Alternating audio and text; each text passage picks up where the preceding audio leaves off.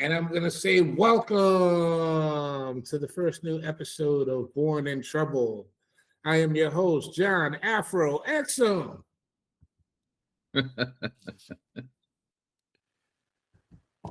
Bringing you the funkiest and Funkadelic stylings and Afro profilings straight from the soul.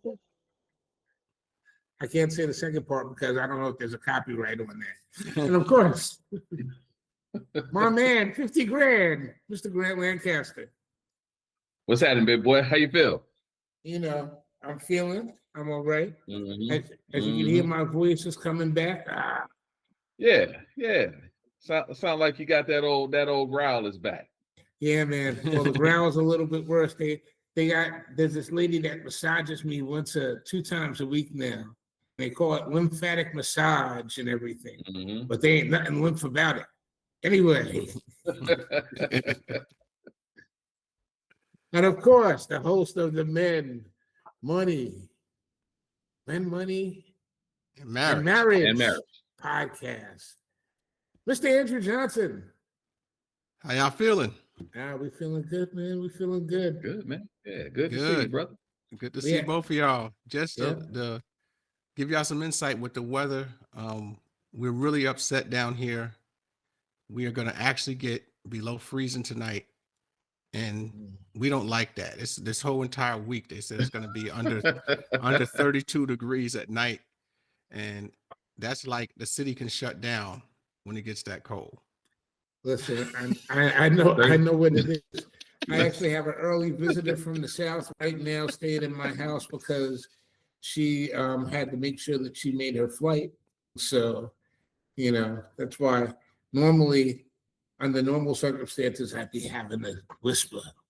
But there is no whispering with the Born in Trouble podcast. We yell at the top of our lungs. But yeah, man, it's bad out here. I got almost a foot. What about you, Grant? Yeah, 32 sounds like a heat wave. So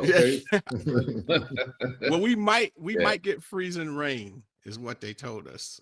If it gets below, they say we're going to get down to 29 or 28 tonight. And it is raining, so.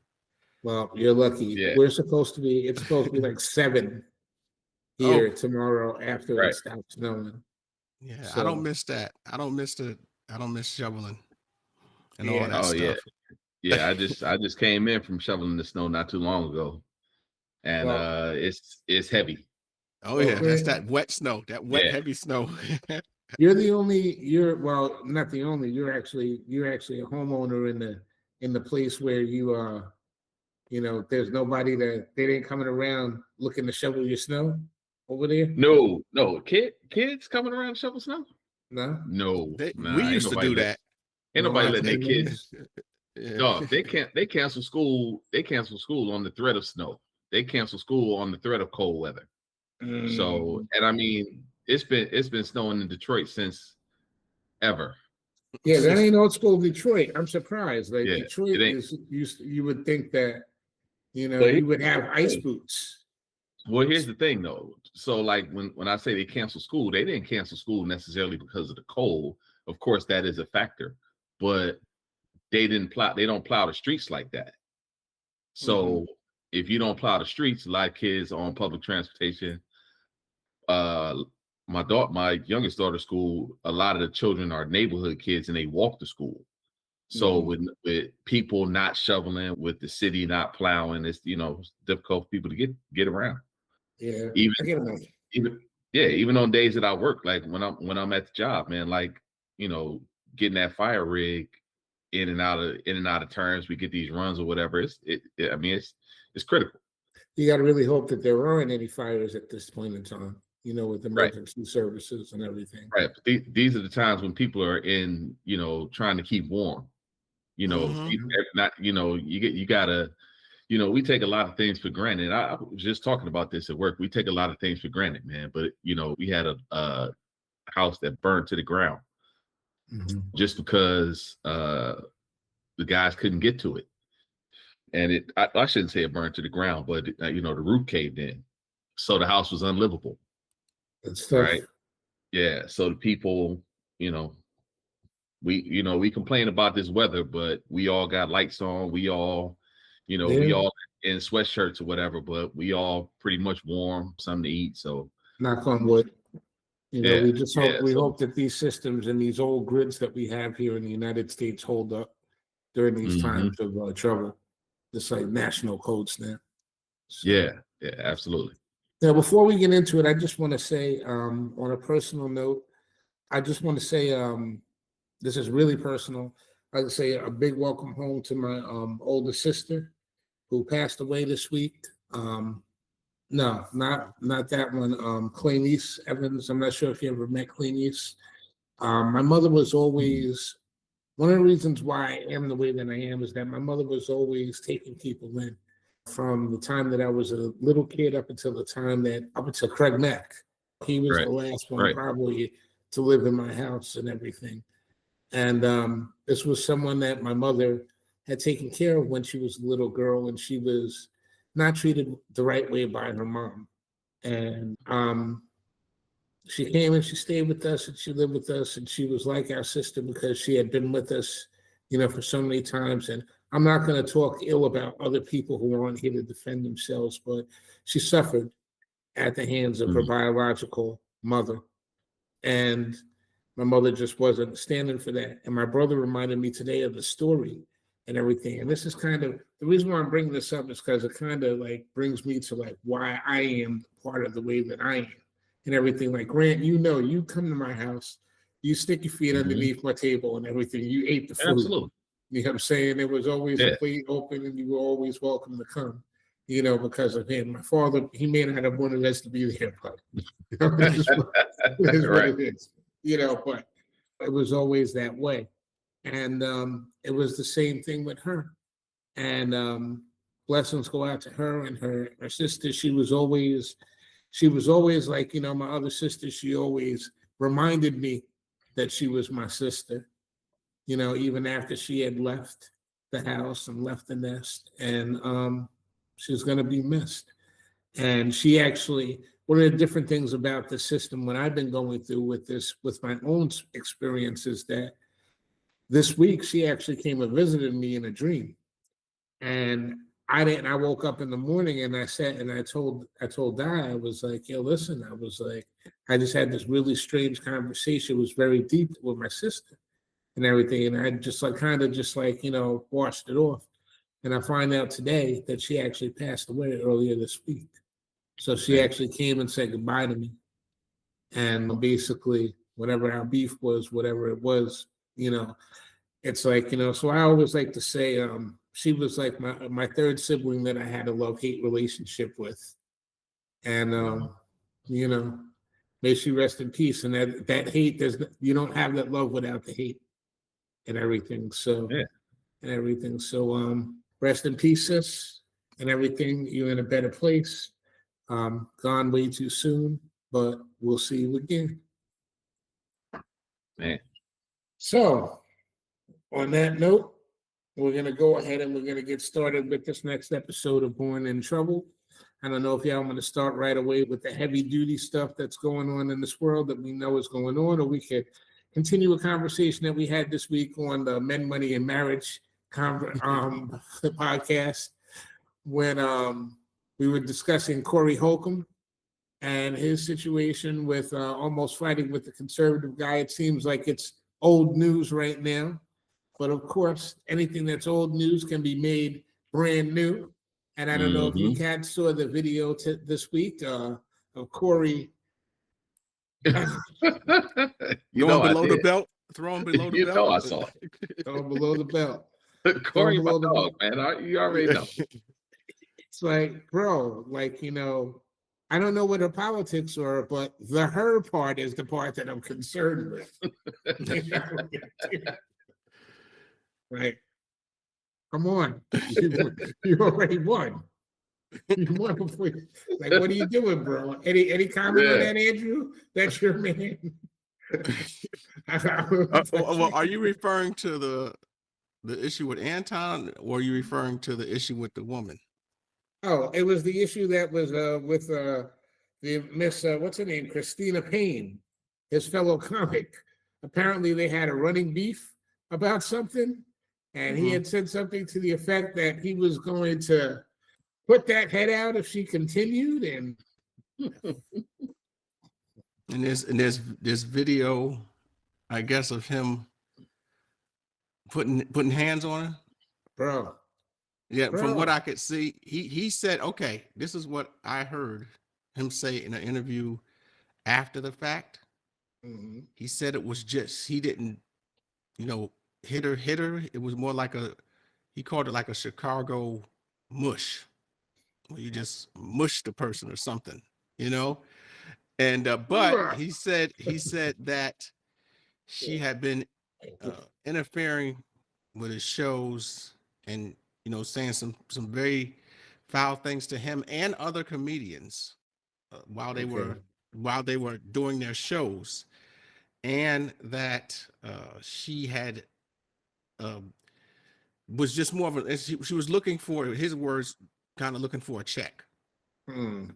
So the video did, I guess, now apparently that happened a while ago. That wasn't recent. So, but it surfaced because of the him and the Anton issue that popped up. The reason why I was asking between the two is because that he made a video after the fact about what happened on that show, and he posted a picture of his wife and the daughter, but it was the daughter. It was blocked out, I think. So the daughter's picture was, but the wife's picture was, and he was just basically making fun of their looks. So you're saying it was a setup? Yes. As far as the female comedian, that's what he's saying. He's saying it was a setup because he's saying that she had been, being antagonistic to him for a very long time. Well, and not just him, but other comedians as well. And that she had a boyfriend there apparently. And he says, if you look at the video closely, I didn't really examine it that closely, but he said if you look at it, the boyfriend's trying to move her away from him. But I guess she kept saying things, and I guess he just maybe had enough. Well, Grant, you're his neighbor. Your neighbors are his. Yeah. Corey. Tell me, what do you think about that? Is that So the Anton's wife and daughter piece, was just Corey being who he is. From my vantage point, he makes fun of people. I mean, his comedy is harsh comedy. You know what I mean? Yeah. It's very harsh toward women, right? Okay. It's got a harsh spin on it. It's still funny, and I find it funny anyway. But I also know that it's not. I don't take it seriously, right? It's comedy to me, so I understand that his vantage point is just coming from being funny. So when he showed the wife and daughter, I already knew what was going down when he said, before he even showed it, he said, "I'm a dirtbag," just so you know, right? He did say that, and then he went in doing what he does. Yeah. Now the other piece with the comedian with the one lady, yeah, that's something that's older. That had kind of came and blew over. But apparently it's coming back. I didn't realize that came back though. You see, I fell for it. I don't know, Corey, how come I fell for it. Here I am. I'm bringing it up like it's brand new. And I got to apologize. It resurfaced because of what happened. Right. Yeah, it resurfaced because of what happened with him and Anton. They brought that clip back up because of what happened. But from what I was told, and I don't know exactly, but that's almost a year old. Well, that's the typical setup and everything that we see from that side. It's like, don't do as I would do and everything, or I'm only doing it because we know that you're capable of doing it too. It's the whole two wrongs don't make a right type of thing. And based upon where I come from, two wrongs don't make a right. So this is kind of brings us full circle to today's topic and the world's topic, which is what's going on in Minnesota right now. Which, first of all, it's crazy. It's crazy what's going on just from an observer's point of view. But that's exactly what I am at this point in time. I'm an observer to this whole thing, because this whole thing is like this whole fight. We haven't had a chance to really get into immigration, which has been the hot topic in the country for the entire year. We haven't been doing the show. We haven't been discussing this. And honestly, if we're really breaking it down with immigration, it's a mixed bag, especially for Black people, and especially if you're an intelligent Black person and you know what has gone on and what's transpired with immigration. Immigration in this country, I'm not feeling anybody on this. I'm not feeling the white people that are sitting up here complaining about it. Definitely not feeling a lot of the Hispanics that are complaining about a lot of the stuff with immigration. And I feel like a lot of Black people are correct for basically sitting out and being on the sideline with a lot of these things that are going on. First of all, immigration didn't just start under Obama. It didn't just start under Biden. It really started in the 1990s. And when all three of us were younger men, much younger men. And the reason why it came about was that they didn't want to pay Black people living wages. They didn't want to, the story of labor in the United States of America, I don't think you can really talk about immigration without talking about the story of labor in the United States of America. And the United States of America is a place where it used to have a whole bunch of jobs that we no longer have. We used to have vocational high schools, such as automatic schools, technical schools, things of that nature, where you can come out of high school and you can get a high-paying job, or a job that would allow you to buy a home and do different things almost immediately, which is why Jim Crow was in effect and why we had different things such as disparate lending programs where a Black person couldn't get a loan, but a white person could. Even if you can get a job, you may not be able to get a home, to get a loan or buy a home in a certain neighborhood. This has always been the way. And immigration was another one of those steps that allowed people to look over the labor that was here and give that to other people that weren't here. The replacement theory that these people are talking about right now, that happened to us. Everything happens to us early. This happened to us in the 1990s. I mean, do you guys disagree, or do you have a different point of view? How do you feel about that? Well, John, go ahead, Grant. I was just going to say, when hasn't some version of this been happening to Black folks since we were drugged to this country? Right. And I think that's the thing. Like, it's always, no one cares. No one besides Black people care when Black people are in a situation, or at least that's the way it seems. And I'm saying not on the grand scale, it's never an absolute. So on a grand scale, no one in America cares when Black people are in any kind of predicament other than Black people. But when other people are in a predicament that mirrors anything that Black people have gone through, those people expect Black people to jump on the bandwagon with them, because we understand what they're going through, and that's the problem. They people have a problem with Black people not jumping on that bandwagon. Right. Well, you know what? In terms of that, you just reminded me of something. I want to play something for the crowd just so they can listen to it. This is a skit that was on Saturday Night Live. Did you guys see Saturday Night Live last night? I saw did some not. of it. I did not. Okay. Is this? Where ICE continues to raid homes and businesses in what some people are calling an occupation. Christopher, your take on this? Well, Michelle, the first word that comes to mind is unprecedented. I mean, you've got federal officers roaming the streets, just pulling people out of their cars based on how they look. I mean, this just doesn't happen in America. Doesn't happen in America. Yeah.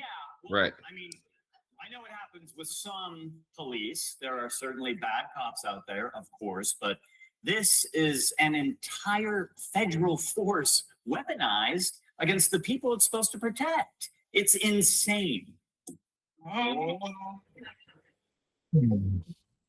Okay, right, sure. Okay, but the difference here is these officers are marching through neighborhoods with the express mission of just stirring things up so they can violently arrest people. That's new.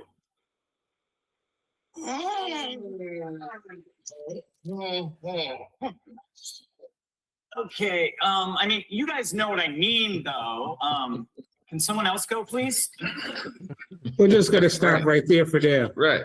But this is what we've been watching ever since ICE has been out there doing what they've been doing in the streets. And that's why a lot of people are actually like cheering them on. I'm not one of them.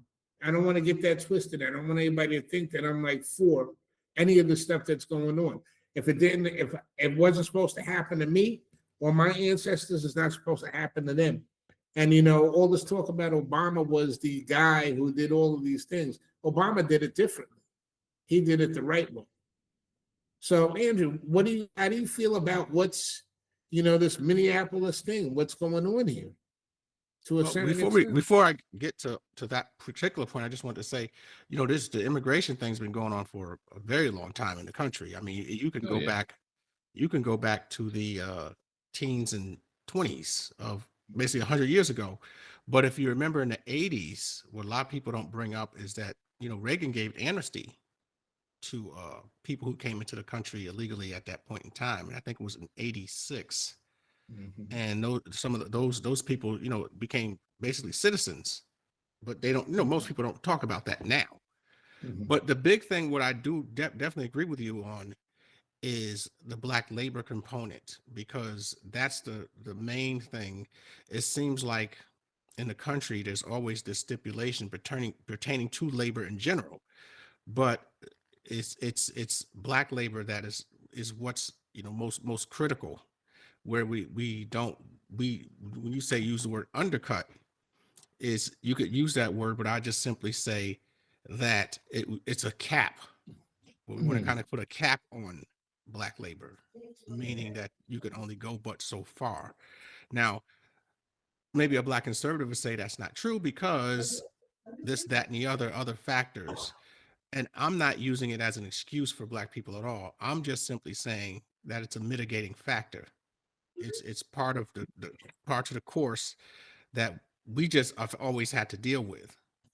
Yeah, and so I always say, when it comes to all of this stuff happening, if you look at it, if you want to talk about voting, I don't care what country you would live in. I don't care where you're from. I always made the suggestion for people to vote is always vote with the group of people who have the most to lose. And usually that's us. Mm. So we can't afford to get voting wrong, because we're the ones who are usually punished the hardest when we do, or when the country gets it wrong. So when we're seeing now that we're sort of sitting out of all of this stuff, we're not bragging or anything. We're not even saying, I told you so. We're just saying, look, we knew what was going to happen. We just are shocked that you didn't know what was going to happen when they made this. They made it very clear. Now, pertaining to the issue that's going on, in the city of Minneapolis right now, it is such a difficult thing to watch all this stuff play out, because it's really sad to see, people getting,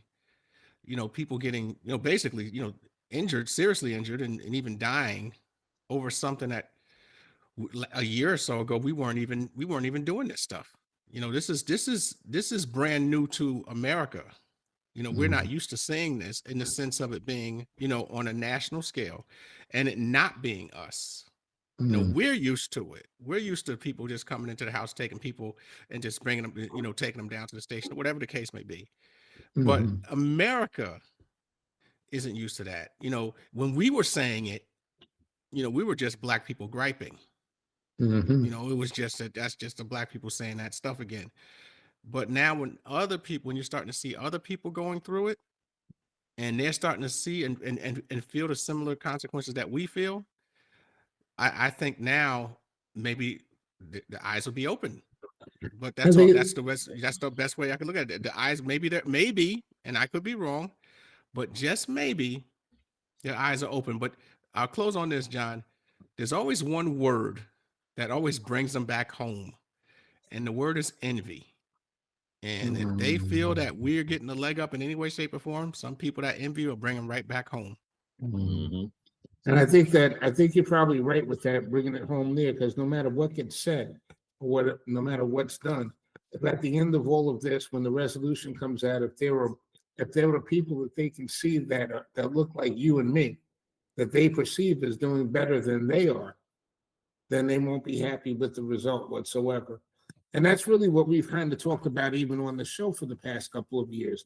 We don't have any problems with a lot of the hardships that we've seen. When we went through the first Trump presidency, we kind of did it standing on our heads because of the fact that, like Grant says, hardship is not something that's new to Black people.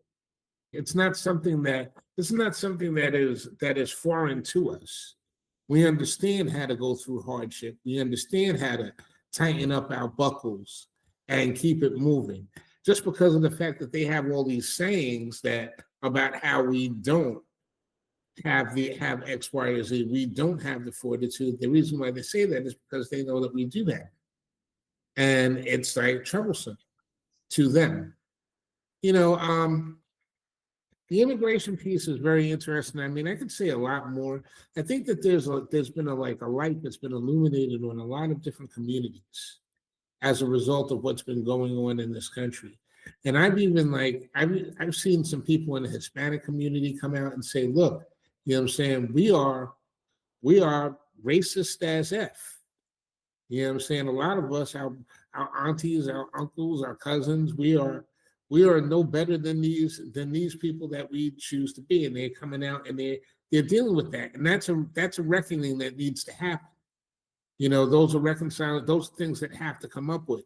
But until people realize and recognize that everybody is in the same boat, and it's not really about this race thing is just a very effective tool that the rich people use to keep everybody else under control. Because rich people of all different countries and all different nationalities and everything, they get along just fine.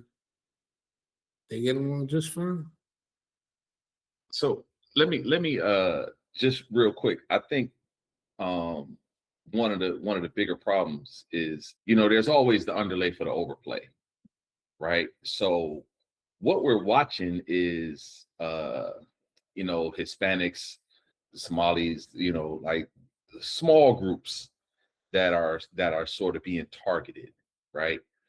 But what I believe personally is that the bigger target is always us.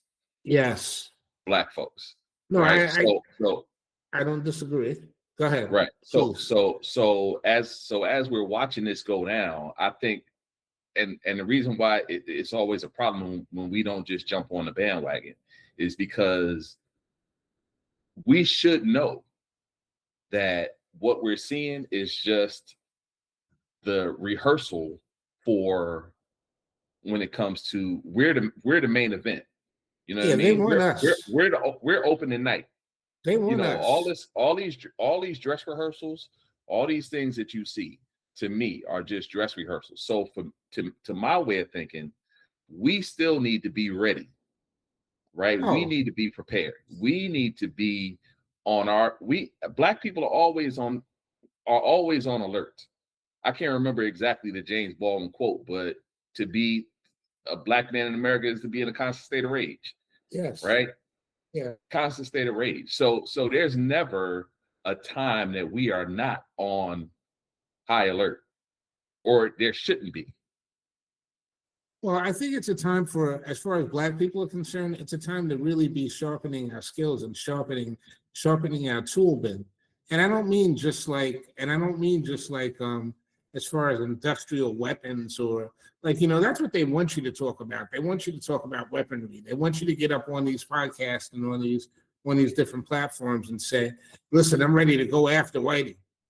And I'm ready for them to come. That's the energy that they're looking for from the Black community. They want the Black community to be confrontational and ready to fight them physically.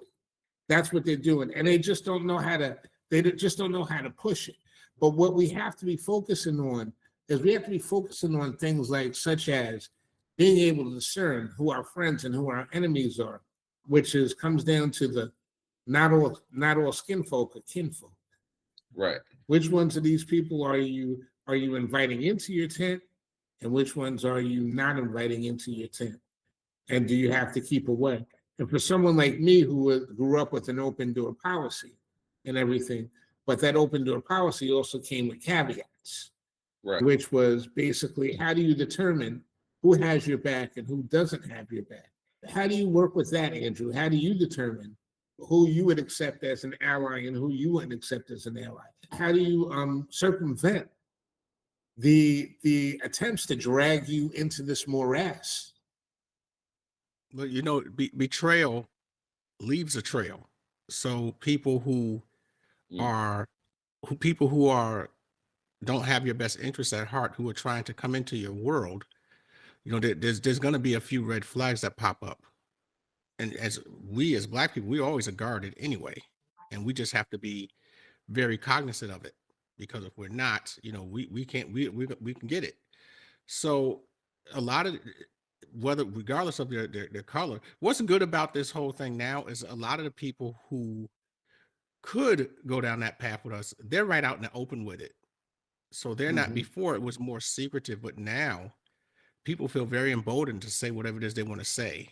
And so you don't even have to, like, topics like critical race theory, that used to be taboo 20 years ago. If you posted anything on the internet pertaining to that, I mean, you were essentially shut down. Right. Now it's free and open reign. You can talk about it, say it, you can do it, you know. And because of that, it makes it easier to deal with when it's out in the open. You know, you can confront something that you can see. It's really hard to sometimes confront something that you can't see. But with this, I believe we could see it now, and they're leaving the trail. I mean, they're very, you know, blatantly open with it. And one other quick thing pertaining to that, you know, we don't have to ever as Black people go down any road of violence, because, you know, like I said on the show last week, we went to, you know, Martin Luther King's church, and then we toured his house. And if you go into the office that he had in his house, it was a small little office that had a little library in there, just like a size of a small bedroom. But when you know, it had all the stuff there. One picture he had on the wall was a picture of Gandhi. And was sort of who he learned nonviolence from. And both of those two men, Gandhi took down the British Empire and ran them out of India, and King got rid of segregation in the South, and neither one of them ever fired a weapon. So you don't have to be violent at all.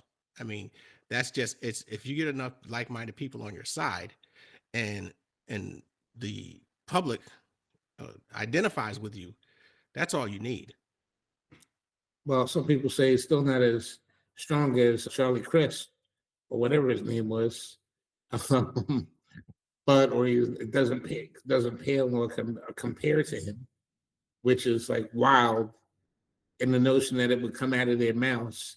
And, you know, going back to something that you said a little bit earlier, you know, you're right. A lot of these things that we talk about now, you couldn't talk about these things.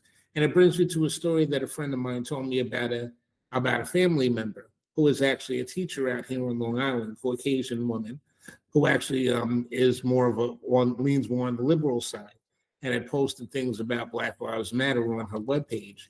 And she had one of her cousins tell her that if she was in her school district, she would have reported her for posting that on her website, and that she wouldn't have a job. So what we have right now is we have a bunch of white people telling on white people based upon their political ideologies, and, you know, making allyship more of a danger for them, or what they consider. You can make an argument about how much a white person can be an ally or not, how much they can affect the Black community or not. That's a different conversation. But the simple fact that someone is out there attempting to do that, and just because they express these feelings, they're getting attacked by their own family, and having their livelihood threatened by their own family. You know, what exactly is going on with these people? Why are they so like, you know, and I get the older generations. The older generations, they don't have as much skin in the game. A lot of them are retired. They've made their money.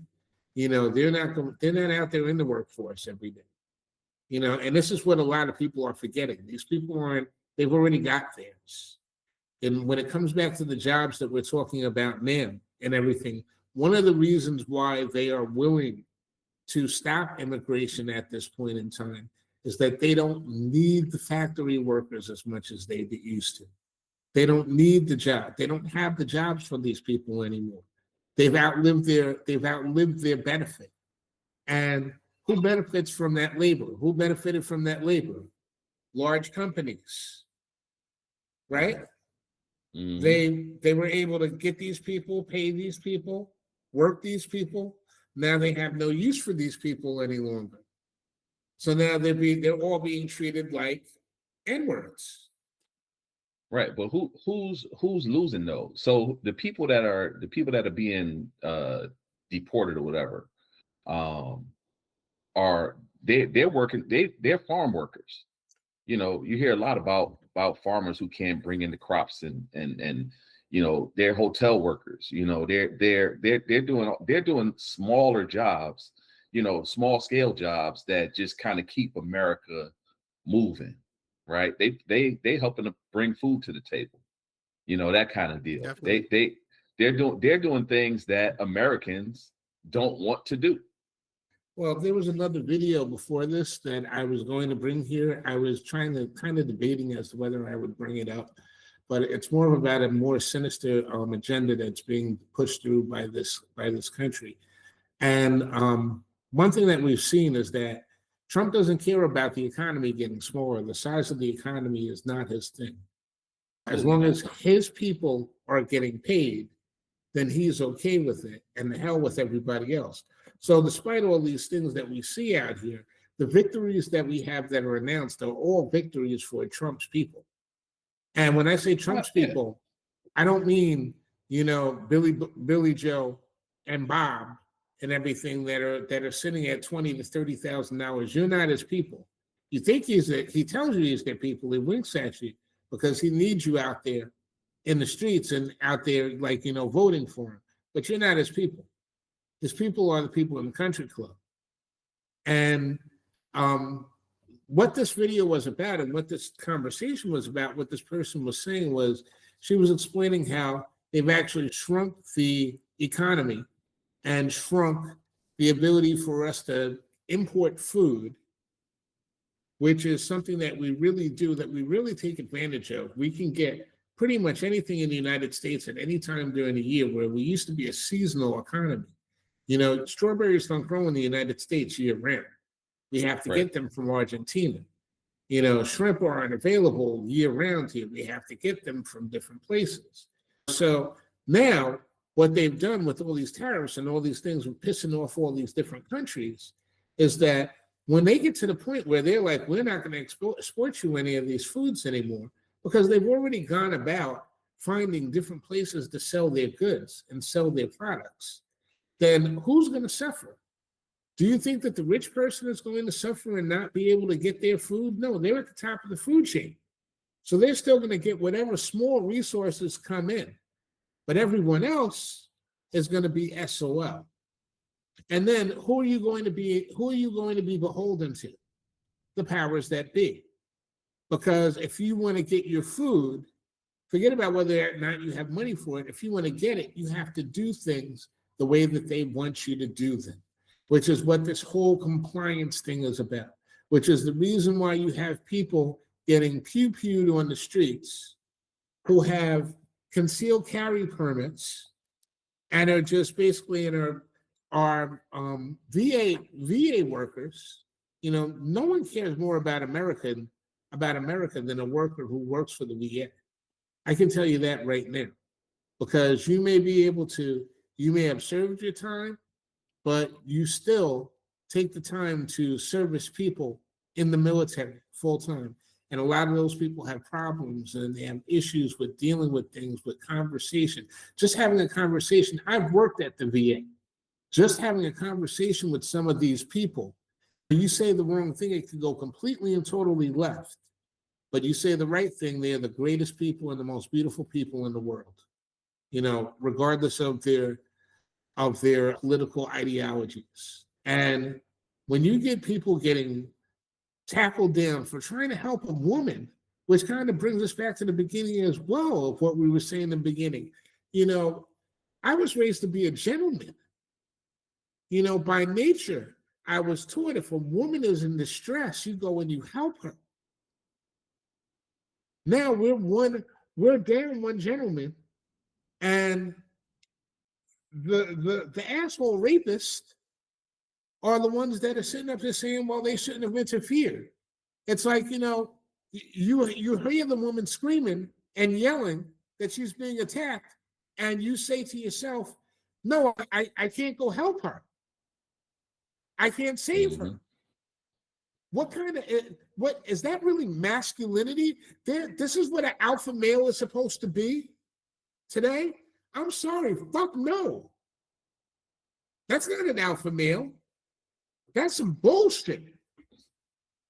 Yeah. So let me say this. I think what you speaking on is more along the lines of community, right? And this is why I say that.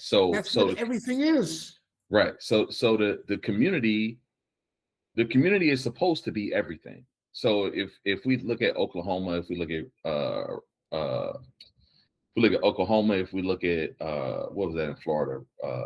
I can't think of the name. Yeah. Rosewood. Yes, sir. Yeah. But if we look at those communities, right, which is when I say get ready, right, this is kind of where I'm going with it. How many people do you know that grow their own food, that raise chickens, cows, that lamb, whatever, that hunt, can dress an animal, can fish, you know? So getting ready is basically having a community, and that community has to at some point be able to sustain all of the things that the people need.